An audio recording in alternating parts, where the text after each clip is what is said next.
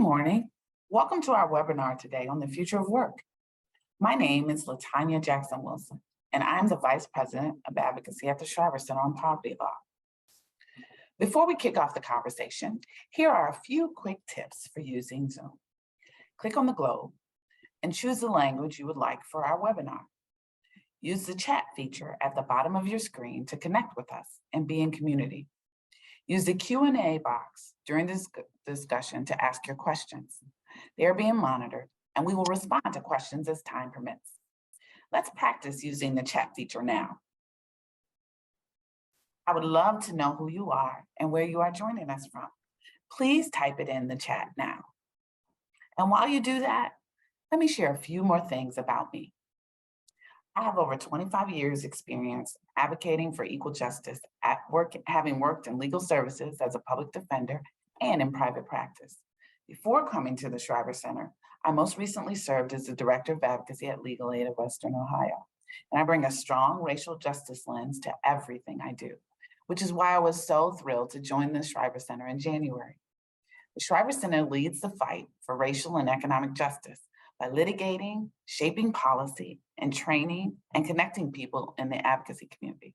Over nearly 60 years, we have secured hundreds of victories with and for people living in poverty in Illinois and across the country. The Shriver Center works on important issues like the rights of workers, and we work on changing the rules that keep people living in poverty. Over the past 25 years, fundamental shifts in the labor market have changed the way that many of us work. These shifts include increased use of technology to hire, schedule, and manage workers, and significant growth in part-time gig or temporary work. But the lowest income workers have failed to see significant gains from these changes. Most low-wage workers continue to struggle with lack of benefits, few health and safety protections, and income and job security. Low-wage work is a racial justice issue. Improving the working conditions of the lowest paid workers would significantly improve financial stability and economic mobility for workers of color. Recently, we spent time speaking directly with low-wage workers in Illinois, particularly workers of color and immigrant workers. The Shriver Center heard from over 30 workers, including nannies, day laborers, rideshare workers, and warehouse workers, about their workplace concerns and experiences. These are the essential workers who took care of us during the pandemic. They delivered our groceries, brought us meals, kept stores open, and got us to where we needed to go, all while struggling to meet the needs of their families, facing high rates of infection with COVID-19 and lacking critical benefits and protections. These workers are essential, but we haven't treated them as essential. Essential workers deserve more. And that's what this webinar is about. Their stories inform the policy solutions in our new white paper, Low-Wage Workers Speak Out, released just this morning. Our paper recommends policies to ensure all workers have good jobs that enable them to take care of themselves and their family. We know what good jobs are. They're jobs with living wages, generous paid leave, flexible schedules, and affordable healthcare benefits. The Shriver Center's vision for the future of work is a future where everyone has a good job. And I know you share that goal because you're here with us today. This won't be easy. Millions of people remain in poverty, and inequities continue to deepen during the pandemic for Black, Latinx, Indigenous, and communities of color. We're fighting racist and false narratives that depict poverty as a consequence of personal decisions instead of policy decisions. The systems that govern work were designed with race in mind. And so the solutions to these problems must consider race. Today's discussion will highlight strategies for ensuring economic justice for all. And the policy solutions that we are promoting are for everyone, no matter where in the country they live and work. Our panel today features two of the workers we interviewed, a union leader and a Worker Center executive director. We can't do this critical work without support. Our research and paper were made possible by the Joyce Foundation and the Chicago Community Trust. Thank you. And we need your support too. So please show your commitment to our mission, and a donation today to the Shriver Center Every dollar counts. You can also spread the word about our work on social media. Like, share, retweet, and comment. Our team is dropping links in the chat right now for our donate page and social media profiles. Now, I want to introduce our president and CEO, Audra Wilson, who will moderate today's conversation and introduce our panelists. Welcome, Audra. Thank you, Latanya. And good afternoon, everyone. We appreciate you taking the time to join us today for this important discussion. As a final reminder for those who have just joined, we've turned on the interpretation function. Once the interpretation function is on, you'll see a little globe at the bottom of your screen. Click on the globe and choose the language you would like to listen to the webinar. Activemos la función de interpretación. Una vez que la función de interpretación esté activada, verá un pequeño globo. Haga clic en el globo y elija el idioma que le gustaría escuchar el seminario. As Latanya shared, this conversation couldn't be any timelier, with an estimated 53 million or 44% of American workers ages 18 to 64 earning low hourly wages. Of that group, 56% are in their prime years, ages 25 to 50, and 43% are raising children. And not surprisingly, there is an overrepresentation of women and people of color. And that's why we're so grateful for today's panelists who've agreed to meet and engage in this very important dialogue. We hope that you find today's conversation both informative and enlightening, and invite you to engage our panelists directly in our Q&A a bit later. But now, let's meet those panelists. Erica Bland Durosinmi is the Executive Vice President of SEIU Healthcare. SEIU serves over 91,000 healthcare, childcare, home care, and nursing home workers in the Midwest across Illinois, Indiana, Missouri, and Kansas. Next, Reverend C.J. Hawking is the Executive Director of Arise Chicago. Arise partners with workers and faith communities to fight workplace injustice through education and organizing and advocating for public policy changes. Next is Carlos Martinez. Carlos is a rideshare driver and a member of the People's Lobby, a membership organization that builds widespread support for public policies and candidates that put racial and gender justice and the needs of the people first. And finally, Michelle Ramos is a self-employed nail artist and member of the Chicago Workers Collaborative, whose mission is to promote the creation of stable, living wage jobs with racial and gender equity throughout leadership development, advocacy, direct action, and community accountability. Before we begin our panel discussion, it's really important to ground today's conversation with firsthand accounts of the workers at issue. Their personal stories best exemplify the wide array of challenges often experienced by our essential workers, the people upon whom our country depends, but whose circumstances and difficulties are frequently ignored. As such, we've asked Carlos and Michelle to briefly share their personal worker stories. Carlos, I'd like to start with you. Good morning. Thank you. Good morning. So let's start with just telling us a little bit about how you became a rideshare driver. Sure. So I've been a rideshare driver for about 5 years. I started driving part-time for extra income. Then it became my primary source of income after losing my full-time job due to COVID. I have heard many drivers complain about low earnings with both platforms, Uber and Lyft. I attributed my particular earnings, my small earnings, to what I thought were low driving hours because I was working part-time. But since driving on a full-time basis, I began to notice and experience some of the issues that others complained about. For instance, I realized that I was not getting paid actually surge pricing as often, even though I was well within the incentive zones. Uber in particular has a tendency to keep the surge zones hidden on the map so that we as drivers are unaware that we're driving through it. And that way they hide the fact that they owe us a higher fare. Other times, letting us know for our listeners what surge means and so why that's specific? Yes, well, surge basically means that there is when a particular area surges, it means that there's a high demand for writers.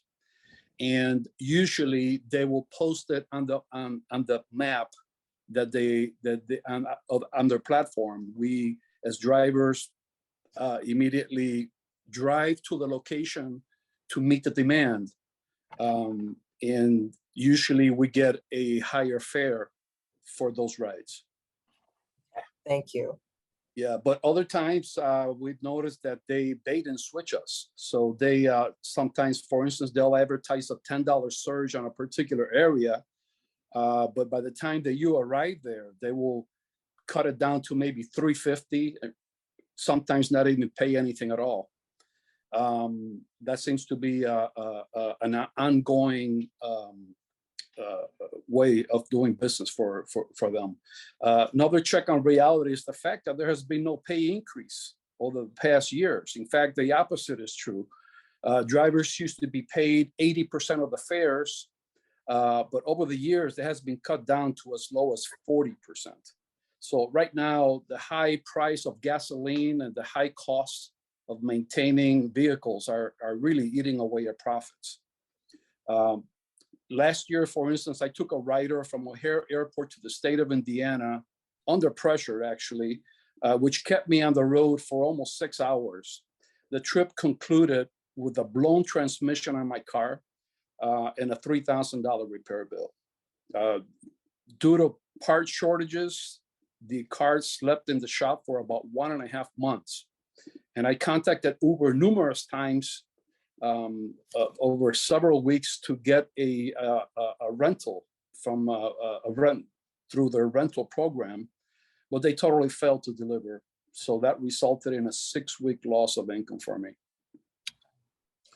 As it turns out, even top drivers with 4 and 5 stars ratings are not immune to these malpractices. Drivers are regularly terminated for as little as 1 customer complaint. And there's no due process for us to retain employment or defend against false allegations, which happen often.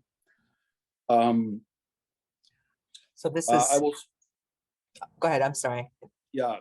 I was actually recently deactivated myself from the Uber account for having what they considered a suspended license that was in fact not suspended. And even after showing them written proof from the Secretary of State, they would not reactivate my account. Instead, they forced me to endure this endless follow-up process that lasted not 1, not 2, 8 weeks. Yet on my last call, when I was finally reactivated, it took them less than 3 minutes to put me back on the platform. So Carlos, we're going to talk more about this throughout this conversation. I really appreciate you giving us just again, this overview of some of your experiences, because this will underscore a lot of today's conversation. So thank you. You're welcome. I want to turn to Michelle Ramos to talk a little bit about her experiences initially. Michelle, can you talk to us about your experience as a nail technician and how you became self-employed?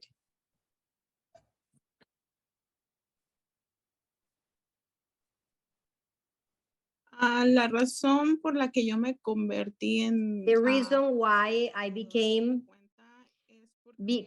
a self worker, I was for many years a temporary worker. As I said before, there is a lot of injustice regarding race, sexual orientation, being Hispanic. I worked for temporary agencies, and then there was a lot of injustice when I was not needed and they fired me without compensation. I also worked for many years at the company where I worked. I was not entitled to any sick days or paid vacation. I was like that for about 12 years, working for temporary agencies, until one day I decided I became a single mother. I have a special needs child. That led me to make more effort to go to school and study, and I became a nail technician. The reason why I decided to do so is because I had more flexibility to raise my kids, and I wasn't worried about missing work due to the fact that my children could get sick. And I could give my children the time that they deserve and need. And that's one of the reasons why I made that decision. Thank you, Thank you. Michelle. And we'll talk more about that as well. I appreciate your comments. And I want to thank again, both of you for helping to center Gracias. today's discussion. Now I'd like to bring in the remainder of our panel. And as we get into our conversation, please be sure to drop your questions using the Q&A feature at the bottom of your screen, which we'll be sure to answer later. All right. So welcome to our other panelists. Thank you. So I'm actually going to start, I think, Erica, I would like to start with you. And you're listening to the accounts of Michelle and Carlos. And let's talk a little bit about just kind of how you describe kind of the ideal workplace in just a few words, maybe 3 words, especially as you've heard them talk about their challenges. How would you describe an ideal workplace? Sure. Thank you for having me. And I want to thank Michelle and Carlos for sharing their stories. I think when I think about the 3 words that describe an ideal workplace, I think about respected, protected, and paid. To elaborate on that, I think that workers are the ones who do the job every day, understand what it takes, deserve to have a voice in how that looks, being protected by understanding that they have the ability to have that voice on the job and that they won't be intimidated, they won't be, pushed out the door in any real way. And then paid, right? Because there is a job and a service that they're providing, and that business cannot thrive without the labor that is being provided. I think a lot of what we've seen is how labor continues to be devalued, and especially depending on who is providing that labor. So when you look at women, when you look at women of color, those are often the most expansive low-wage jobs, and that's where most of the exploitation happens. So we have to protect workers from being exploited, make sure that they're being paid, and make sure that they're being respected because they're human beings. Thank you, Erica. And same thing for you, Reverend Hawking. How would you describe in just a few words? Sure. Well, first, Audra, thank you so much for inviting Arise Chicago into this space. We're honored to be here with Carlos and Michelle. And I want to give a special thanks to the Joyce Foundation and the Chicago Community Trust for funding this excellent document that Shriver has produced.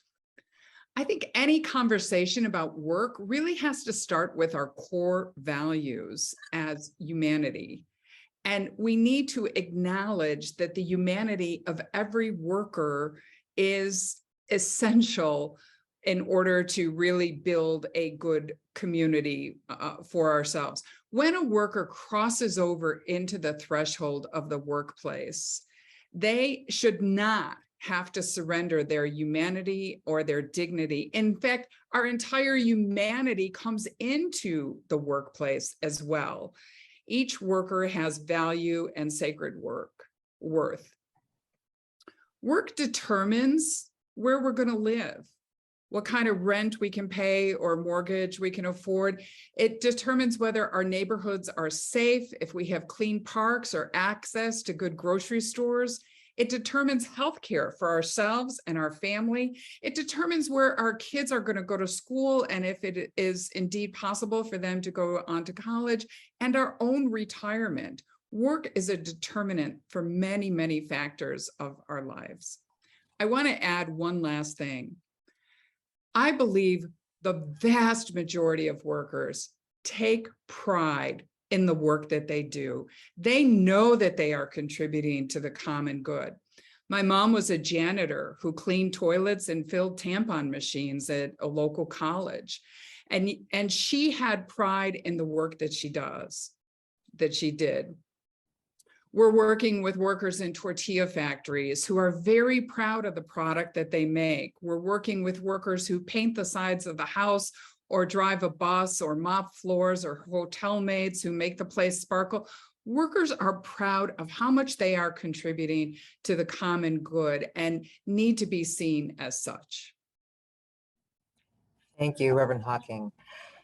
And listen, Michelle, I just want to bring you back in for a second as you started off this conversation. Carlos, working for a rideshare company, what ideally, you talked about all the challenges you've had, but what ideally would you like to see? Maybe 3 main things in your workplace to support you as a rideshare worker. Well, ideally, I would like to see that the company takes care of us, the drivers, as employees. But I don't think that'll ever happen. They like to keep us as independent contractors and dictate us as if we were employees. But the main thing is income. I think if we had the proper income, even though there are difficulties with the job, those things somehow we're able to deal with. However, when you combine the lack of income with the exploitation that the company is actually practicing, that just makes the job so much more difficult, and it's hard to get ahead. Thank you, Carlos. And Michelle, as someone who is self-employed, what sort of support would you like to see for workers like you who've chosen to determine your own schedule to be able to accommodate your family, and especially as you talk about being a parent of a special needs child and the need for flexibility? What would you like to see for self-employed workers?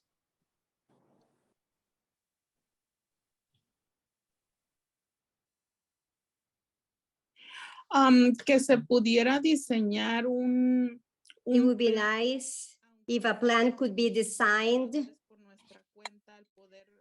for us, independent workers, so that we can have benefits like unemployment, 401k,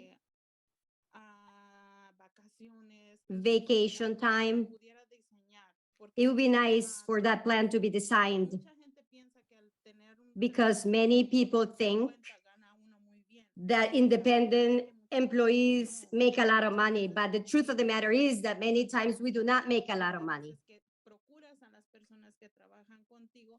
We may give money to the people that work for us, but we don't make a lot of money ourselves.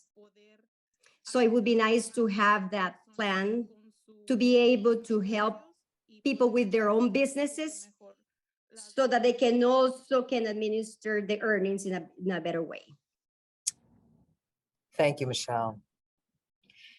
Erica, I'd like to go back to you. So you represent unionized workers with SEIU, but advocate for for employment issues that are important to non-unionized workers. So why is that important to the workers you represent? It's important to the workers that I represent for a lot of reasons. I think one of the main reasons is that we have to understand that our destinies are all tied together, right? When we set a floor, that floor is something that is, valuable to everybody. If we're not setting standards for a minimum, right, then employers will do whatever is allowed. And we have to make it very clear that there are some things that are necessary for workers, no matter who you are. So that's why when we talk about like Fight for 15, a lot of people thought our union was crazy to even take this on, that a $15 minimum wage would ever be a reality. But the reality is, when we are looking at workers, to CJ's point earlier, they get up, they go to work every day. There is a myth that people are lazy. People work very hard at the work that they do, and that work is not valued. And until employers are forced to do more, they won't do it. And so it's our responsibility to make sure that with the rising cost of housing, groceries, gas, et cetera, there are a lot of working people who are homeless, right? We have a greater responsibility to make sure that everybody can thrive off of one job, take care of their families. They don't have to live doubled up, tripled up. And we're invested in that because that is our community. Until we look at the vast majority of jobs that are being created are jobs that are low wage jobs, which means that that is investing in keeping poverty a permanent thing. We have to do things that not only, like, we've set a minimum wage, we know 15 is still not enough, but we need to talk about other minimums, right? When we look at the pandemic, it laid bare all the social ills that many of us talk about on a daily basis. This is a racial justice issue. This is a social justice issue. This is an economic justice issue. We have to set minimums across the board. Employers, even healthcare providers. We represent hospitals and nursing homes that don't provide sick days, that have unaffordable healthcare plans for their employees. But these are the workers who went to work every day during the pandemic. And while we represent a small portion of those people in a union, we have a greater responsibility to everybody who is also a part of that same system, because they deserve the same justice. They frankly deserve the right to have a union, but their employers fight it every day. But we're going to keep fighting to make sure that we are a voice for those unorganized workers as well as the organized workers. We want to see everybody have paid sick days. We want to make sure everybody has benefits. Everybody has the ability to work one job and go home and live in a community that's safe, that has a grocery store, that has access to after school activities for their children, because people are really invested in the work they do. And we have to make sure that that work is valued. So that is why we fight for union workers, but we also fight for the broader worker community. Absolutely. I'm going to bring Reverend Hawkins in just a second, but one quick follow-up to that is at SEIU with the workers that you're working with, particularly in the healthcare sector, can you tell us, and you've mentioned many of them, but what would you say are probably the most pressing problems your membership is currently facing? I think the most pressing problems that our membership is facing is a devaluation of work, a lack of regulation in their industries. We represent childcare providers who get paid and reimbursed drastically different depending on where they live in the state, because it's a regional base. They get paid a daily rate per child, and they're independent contractors. So, there's no real way for them to ever fully get ahead, but they're yet and still constantly being required to be more credentialed, to stay in the field where they're basically in the hole, but they're invested in the work that they do, right? In the nursing home industry, we watch nursing home owners continuously understaffed, and then the problem is blamed on the workers. But what we really know is when we have enforcement, right, that is what makes them do the right thing. When it starts to hit their pockets, that is what makes them do the right thing. It allows for safer care for the residents, as well as making sure that the employees are taken care of. And that is like a role that government plays, right? We take a lot of these issues to the State House because that's the only way to ensure that we're able to make sure that there are some standards and minimums that employers have to abide by. In home care, right, it is a federally funded system that is matched by state dollars. We have to get away from just funding the bare minimum. We have to look at drastic changes, right? 65,000 people or 10,000 people turn 65 every day in this country.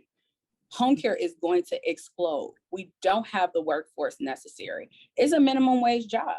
It's not minimum wage work. And we have to value it as such. We have to make sure that workers have a seat at the table, that their voices are being heard about what's necessary, that we're not giving money to institutions that don't need it, that institutions have a higher threshold of the care that is needed for them to pull people in. Because what we see in Black and Brown communities is that there are 3 or 4 in a room, because that's money coming in. And so the system is being exploited in a lot of ways. And then even with the hospital industry, when we talk about their ability to get out of paying taxes because they provide some amount of charity care, we have to make sure that they're really invested in communities. There's a myth that hospital jobs are well-paid jobs. Hospital jobs are well-paid jobs for doctors and nurses. But what we know is patients receive the most care touches from the patient care techs, from the CNAs, from dietary. And those are the jobs that pay the least. And them having a voice on the job is what makes the difference. And those are the most pressing issues. So it's a lot because we represent a lot of workers. We represent the care spectrum from the cradle to the grave, literally. But I think that there is space for radical change. We just have to put ourselves in the space where we can reimagine what it looks like to not be bound by the current structures that are, but be able to imagine something different. Budgets really are moral documents. Where we put our money determines what we are really invested in and care about. And I think that we can make the shift. No, thank you, Erica. And as a reminder to everyone, because you're hearing really good things, I'd like for you to think about your questions and be sure to drop them in the Q&A button. Use the Q&A button at the bottom of your screen to put in those questions for our panelists. So Reverend Hawking, now I'm going to bring you in with pretty much the same question.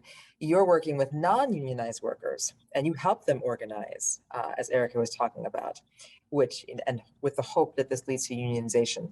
So tell me, what are the benefits with unionization, and are there any disadvantages? I think everything that Erica said is just completely spot on. And I applaud when workers stand up and have the courage to try and join a union. That takes a lot of courage. Our labor laws are stacked against them. If you look across the globe, the US used to be second from the bottom on labor laws. South Africa was the only one below us. When apartheid ended, we actually sank to the very bottom. The laws in this country are stacked against workers trying to form unions, and we need to come together. A recent survey just showed 71% of the population supports workers joining unions and wants to see it. And of course, we've seen an uptick in the rise of unionization. Our workers most often face wage theft, having their wages stolen when they are not paid properly, or forced to work off the clock, or not paid proper overtime, etc. In Cook County, in one day, $1 million is stolen from low-wage workers, mostly immigrant workers who work the hardest and who need it the most. $1 million a day. The workers that we work with are also facing unsafe conditions. I mentioned a tortilla factory. Their conditions last summer, 120 degrees in there. They had to fight to get a microwave into the lunchroom. I mean, this is insane.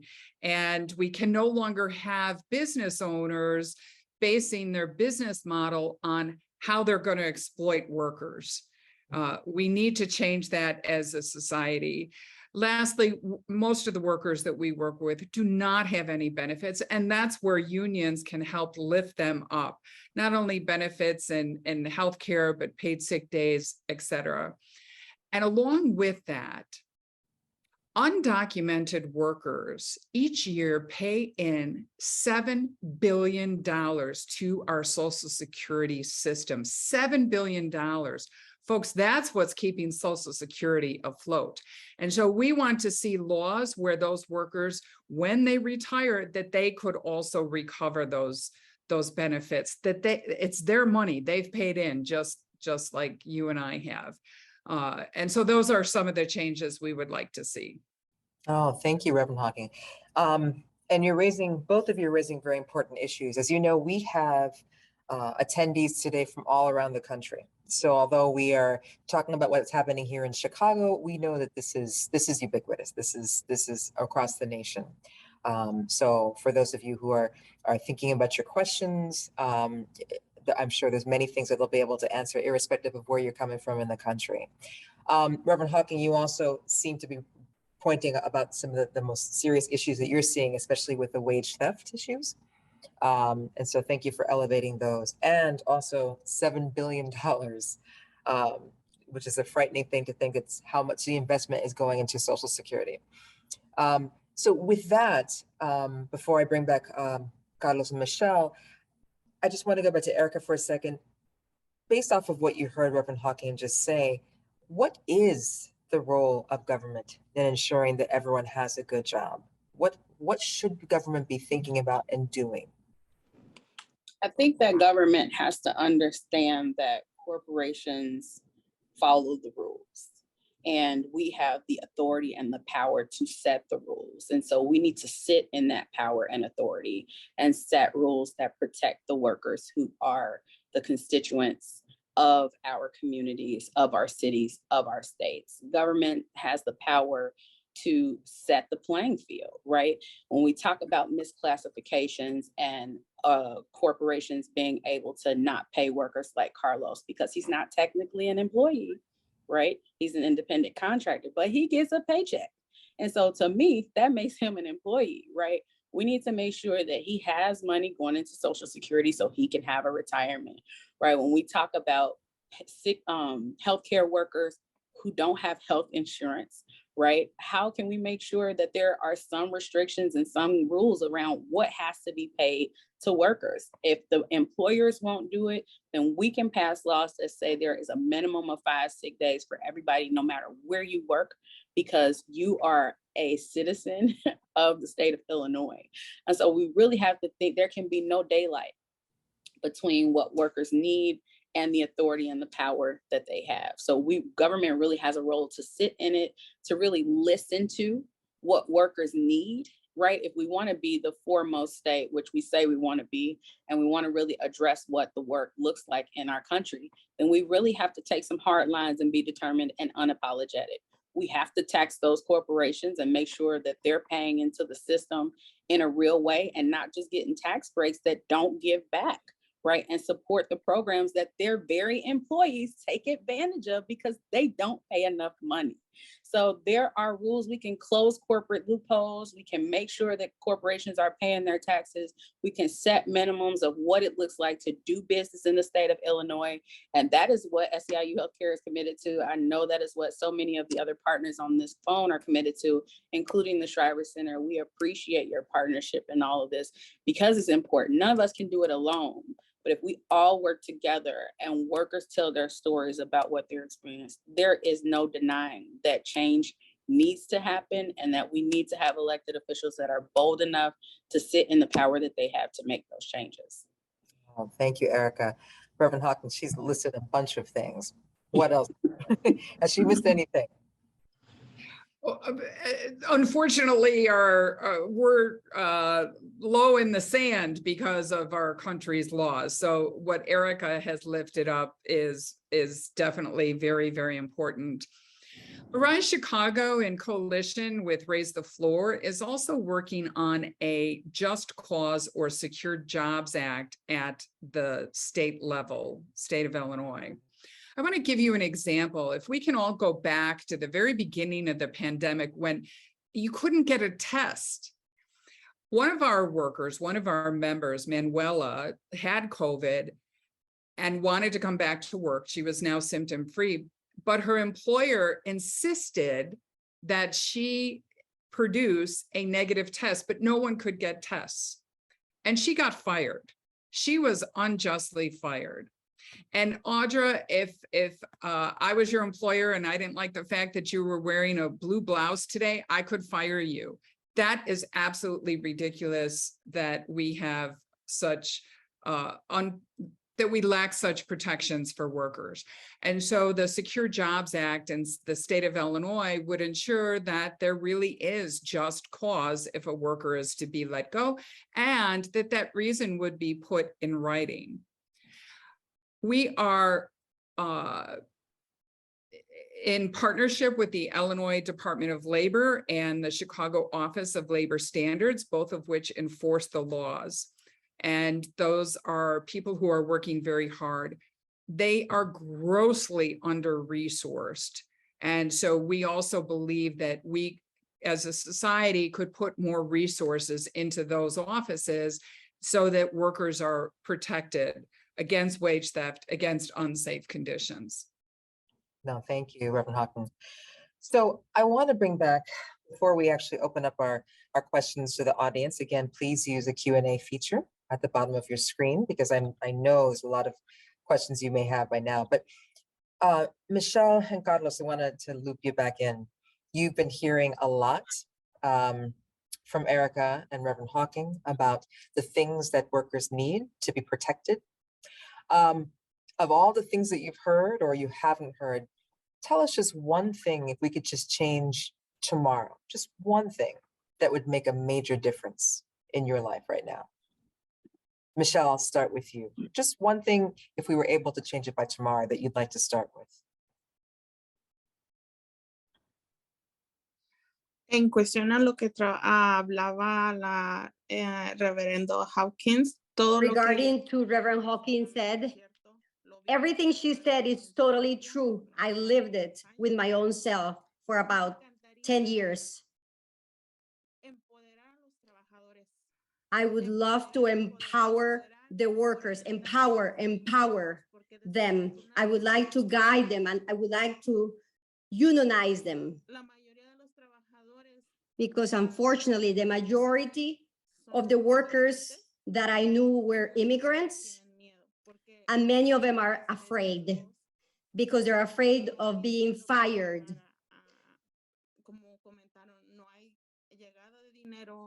There is no income. There are many single mothers. There are many people with small children.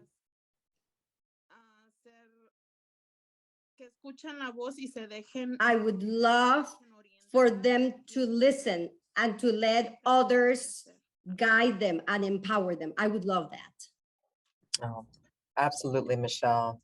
And bringing people out of the shadows too, especially for immigrants who tend to be exploited. That's the thing that I hear you elevating. There's more than one thing I know, but what would be the most important thing? Carlos, how about you? Maybe it's not a fair question to ask for one thing, but maybe the most immediate thing you'd like to see. I think the most immediate thing is I would like to see our elected officials impose more regulations and oversight in our industry, at least in our local market, just because these practices they really have no place in modern business. I mean, the way that they utilize us as workers to, we feel like we are rats on a treadmill. And really, we are, I think the wages and the way that they treat us, it boils down to modern day slavery. And this should not work. It should not, exploitation for profit should not be allowed, period. Thank you. So what I'd like to do, again, I'm encouraging all questions. I'm actually going to open up the floor and I'm going to kick it off with a question that is, I'm seeing in the chat, which is related to something that I wanted to ask more of you about on the panel. And this has to do with something that we speak about at the Shriver Center a lot, and that is the will to make a lot of these changes. And let me pull up that question again that I saw in the chat. So I'm going to open this up, but I'm going to start with Reverend Hawking. So the question that came in the chat said, I attended virtually attend a Unitarian Universalist congregation, a sibling spirit to you, I think. How do we begin a cultural shift in favor of unionization and respect for workers? And the reason why I elevated that question is because at the Shriver Center, we talk a lot about policy solutions. And more often than not, we know what the answer is. But what there is a lack of, however, is will and commitment. And this question alludes to that. So I'd like for you and Erica actually to talk a little bit about that, since we know exactly and we can articulate very clearly what we need. What else needs to happen to shift our attention more to the will to make these changes happen? I so appreciate the question. As you know, we kind of have gridlock in Washington, D.C., and it's been that way for a long time, and it feels unpredictable as to what's going to happen in the future. I appreciate that in Illinois, we have looked at laws that can help support workers, such as an Illinois minimum wage. We appreciate what Cook County is doing in that it too tried to pass a minimum wage law as well as paid sick days. But unfortunately, government was set up that some of the villages could opt out of paid sick days and minimum wage. Well, boy, doesn't that look silly after the pandemic that they couldn't give workers 5 paid sick days for a full-time worker in the pandemic.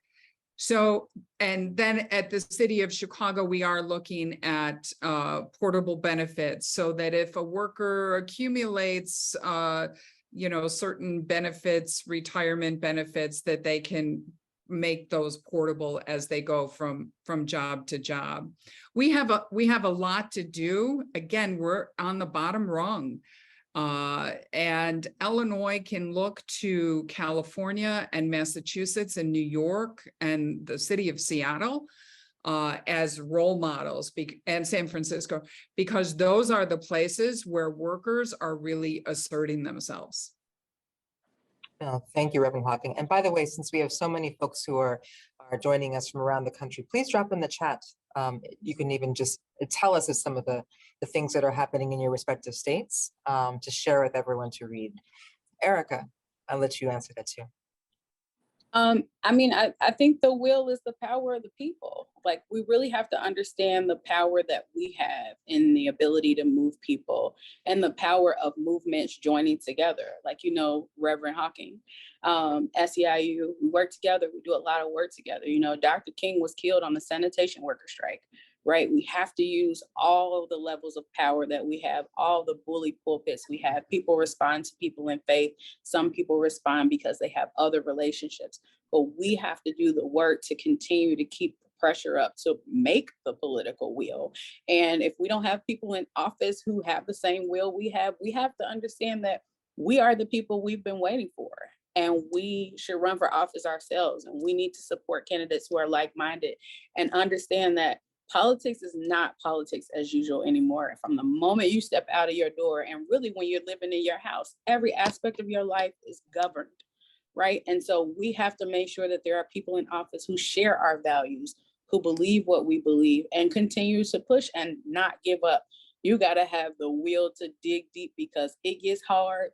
We won't get there the first time, but if we don't give up, we will eventually get there. And so it is uniting across the spectrum, not allowing the things that they use to divide us, because we have a mission and we have to stay true to that and keep that as our North Star. Thank you. And I just want to point out in the chat, we're starting to see things coming in from different states, including in New Jersey. Our strong worker centers were able to get past, help get past one of the best wage theft laws in the country. So I appreciate using these examples from around the country for us to see. And one other important shout out for today. Today is Mom's Equal Pay Day. So it's not a coincidence that we're having this discussion today. And just so people know that mothers on average earn 58 cents to every dollar worked by working fathers. So something else to elevate for today. And that's why women's work needs to be valued for what it's worth, because we have to understand that there are lots of female-headed households. And if we are really about eradicating poverty, empowering workers, then we have to address wage disparities. We have to address them by gender and by race. Absolutely. I just want to, before I ask the next question, I just want to open up the thought about will and how do we impress upon people that we have the solutions in front of us. To Carlos or Michelle, if you had any thoughts about that too, especially as you're speaking to others and trying to impress upon our lawmakers and policymakers your plight. Do you have any thoughts that you want to add? I just wish that our elected officials would act quicker. I mean, this has been, at least in our industry, has been happening for so many years. We've complained for so long, and nothing ever seems to be accomplished. Nothing ever seems to get done. We are at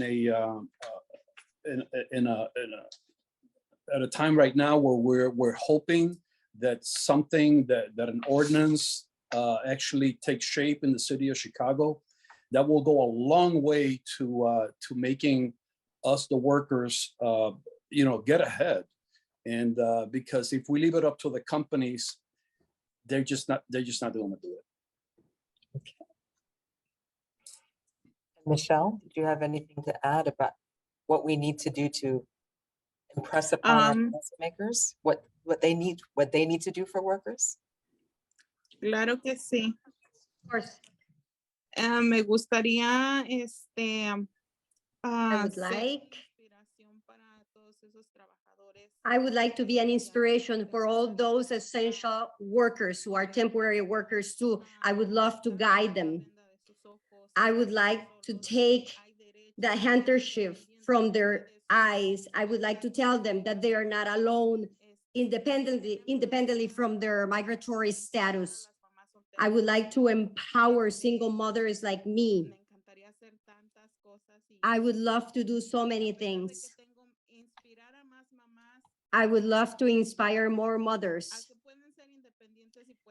so that they can be independent and they can manage their time so that they don't leave their kids on the side so that they are working for a particular place. Thank you, Michelle. One last question I want to ask related to this notion of will. Erica, I'm going to throw this out to you again, because we have so many participants from across the country or attendees from across the country. The question is, how can people in states where there is more, let's say, political will, for example, to make changes, how can they help to move the national needle? What would you suggest for folks in states that have more political will to move these things forward? What should they do?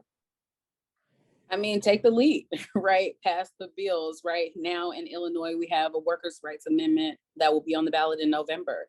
That gives workers the right to have a union and enshrines it in our Constitution. And I think the more that these things take root in states across the country where we have trifectas, where we have blue houses and senates and are able to move bills, the harder it is to deny it on a federal level. And so we have to push from the ground up and continue to make sure that we are beating the drum. We are loaning ourselves to people and having, think tanks around policy that we can share with other states so that we can start to move the needle in those. It's unfortunate that this is where we are, but we are in a place right now where the laws of states are governing us. And there's gridlock in DC and there's not a lot that can get done there.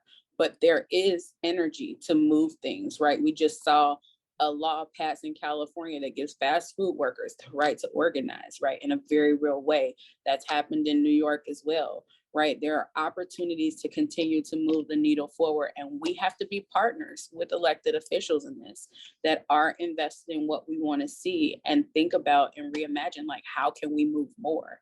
And so I think that we have to do the think tank and the sharing best practices, learn from each other what worked, what didn't, learn what's moving in other places, and continue to set the floor ourselves across the board, and then push our elected officials in DC to do the same.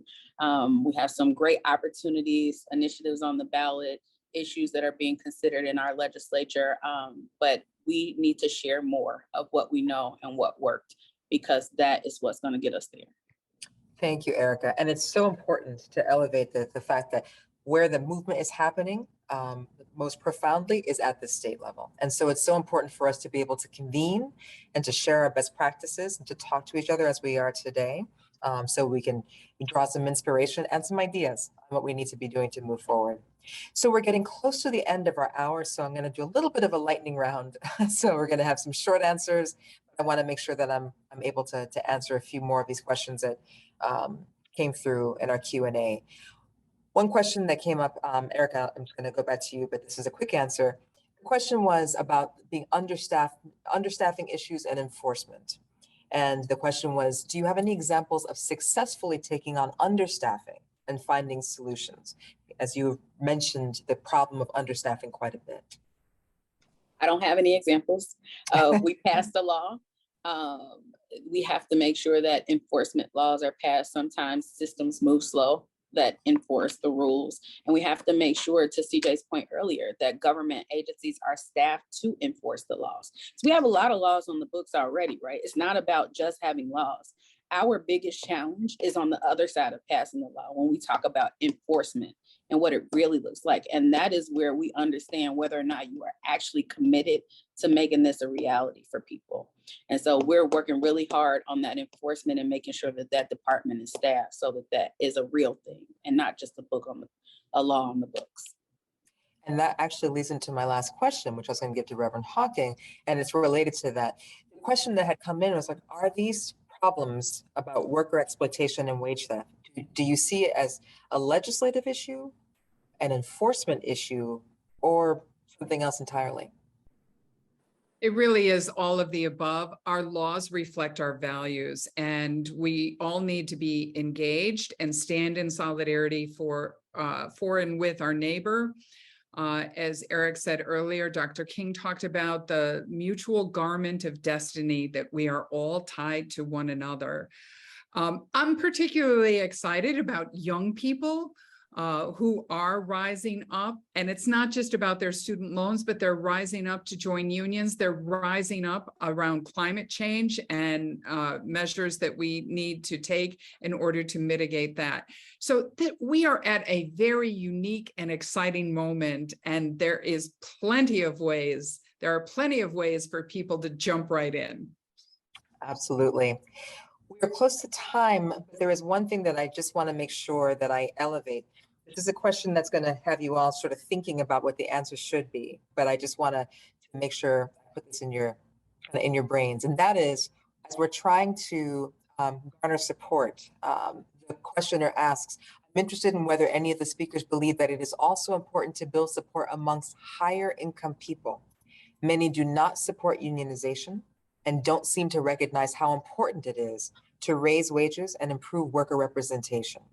So the kind of outstanding question, because that's a heavy one, but I want all of us to be thinking about, and will be part two, because of course we're going to continue this conversation, is how do we also think about building support amongst people who are represented in higher incomes and letting them understand why it is imperative that they are a part of this fight as well. I'm sure Erica and Reverend Hawking, you've been thinking about that as well as you are working in coalition and partnership. So sorry to leave that cliffhanger for everybody, but it is something that I wanted to make sure I elevated because it was a very excellent point that was made. But with that, I want to thank all four of you for joining us today. This was such an important discussion. Carlos and Michelle, thank you for grounding this conversation on just your lives and the reality. So we have context for this discussion. And thank you, Erica and Reverend Hawking, for your work here in Illinois and your willingness to be working outside of our borders as well with our partners who are represented in this webinar, and your work with the Shriver Center. And thank you, of course, to the audience for these amazing questions. And we will be sure to answer anything that we weren't answered today and get answers to you. But now I'm going to turn it back to our VP of Advocacy, LaTanya, to close out today's webinar. Thank you, Audra, and our panelists for this insightful and informative conversation. There are a couple of things that stuck out to me. One of them was that Reverend C.J. Hawking said, every worker is essential and every worker has value. One of the things that Erica said about how we want radical change and we need to reimagine what we want to exist. We need to work together to make change. It was really inspirational to hear the stories about how Carlos and Michelle are working for their families.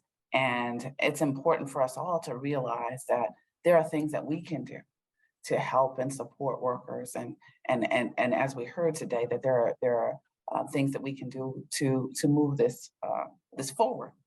So now who's feeling inspired to do something this moment? I know I am. Here are 3 actions that you can take.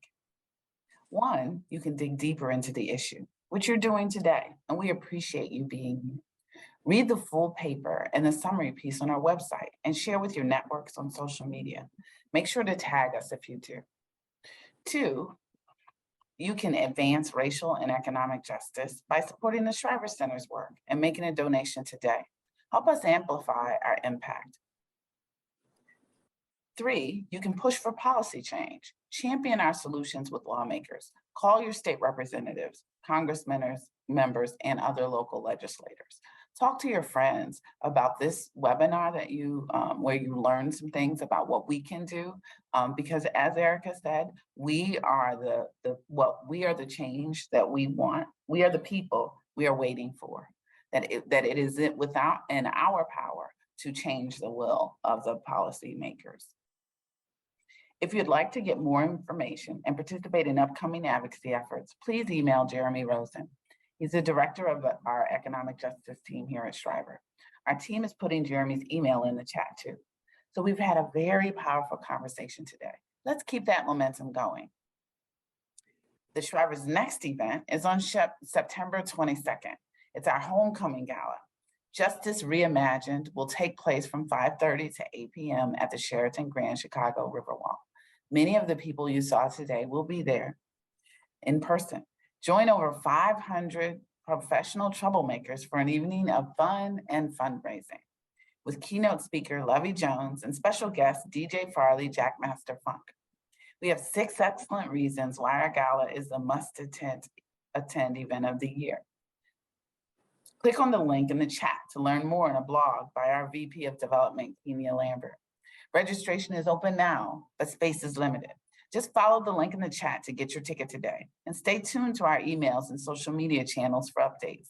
To close us out, let's share an important goal. What's the most important thing you heard today? Type it in the chat. Remember, we can change the rules together.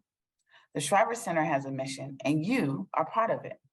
It is no longer an option to stay on the sidelines. Let's work together to free our nation of racism and poverty. Thank you for all these insights in the chat. Have a great day. Hope to see you at the gala.